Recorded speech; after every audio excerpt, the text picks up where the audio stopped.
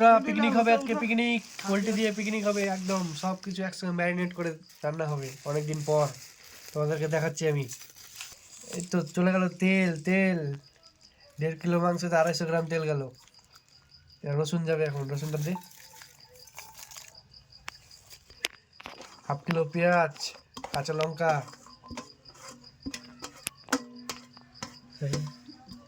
আলু সব দিবি একসঙ্গে, আলু সব দে। আলুর পিস দেখছো, আসছে কথা বলতে এখন কোথায় আসছে।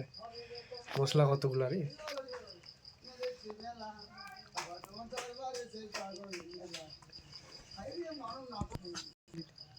এইটা রং চলে গেল।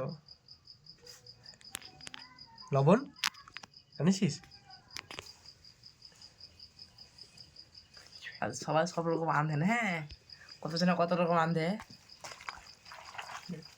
মাখন হচ্ছে, মাখন। ঠ্যাংটা দিয়ে করিনি, ঠ্যাংটা করে কাটিনি। মাখন হচ্ছে, মাখন। মাংসের থেকে মশলা বেশি। মনটা খারাপ হয়ে ঝাল হবে না, থাম একটু। ঝাল হবে না তো, আখা জ্বালা কেউ কি বলছে রে, ঝাল হবে না বলছে?